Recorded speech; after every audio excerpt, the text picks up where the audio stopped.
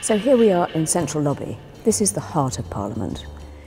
And we are equidistant between the Commons Chamber and the Lords Chamber. Usually this space is teeming with people. It's where any member of the public can come. But today we're here to talk about the House of Lords, so we're going through to the Peers Lobby.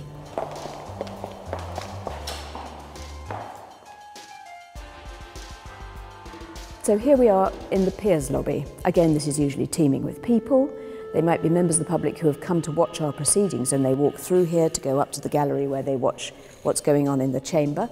But through those gates is the chamber where, of course, most of our work is done, whether it's questions, debates, or part of the legislation. That is where it all happens. The press reports show how damaging that can be, but I shall indeed take all the noble Lord's points on board. We're right at the heart of the House of Lords, the chamber, and it's in the chamber that we debate government policy, pass laws, and generally scrutinise the activities of the whole of what's going on in Britain today. And despite the gold leaf, the carved wood, the heavily embossed leather, it's actually very much a working chamber. And I'm standing at the dispatch box, which was where government ministers lead with government business. However, I can report to the House that a pilot to return these bookings. Behind me on my right here is the government side, and most of these benches are occupied by the peers who are the government party, save that right at the far end over my shoulder is where the bishops always sit. I'm now crossing the chamber of the House of Lords onto the opposition side. And the opposition sit along the benches on my left. And it's not only the main opposition party, it's also the crossbenchers who are the independents.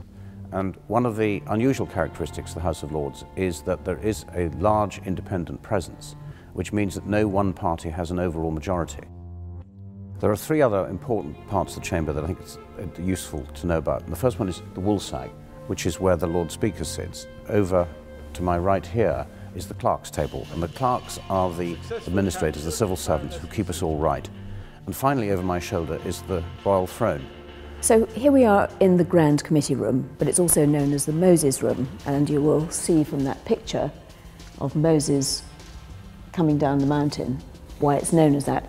It's used for debates and where we discuss some of the detail of the legislation. It enables the chamber to be used for one bit of legislation and here for another. And the minister sits here at the dispatch box, his civil servants sit behind him, and members of the public can sit here and watch the proceedings in a very intimate experience for them. We're in one of the division lobbies. This is where we settle our arguments. There are two division lobbies, one for content, which means you're happy with the argument, and the other is the not content, where you disagree, and we're in the not content. If there is a dispute, it is put to the vote. When the vote is called, bells ring throughout the Houses of Parliament, and you have 8 minutes to walk through this lobby. After 8 minutes, they see how many people have walked through.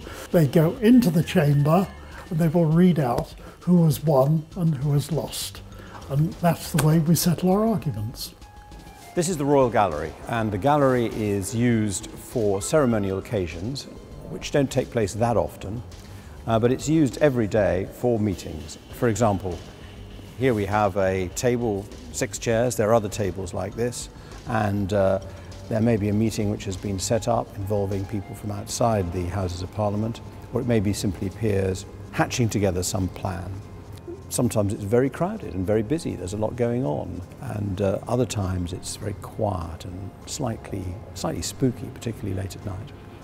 That way is the chamber, but it's on the upper floor that a lot of the work is done, in the committee rooms. Well, we're up on the committee corridor with the House of Lords chamber over there and the river over there, and this place is really quiet now, but normally it's a buzz with people. Peers will spend as much time up here on the committee corridor as they do down in the chamber. You just get that sense of everything's alive here. All the issues that are worrying people out there in the street, they're actually going to be talking about here in this corridor. Well, we're up in one of the committee rooms.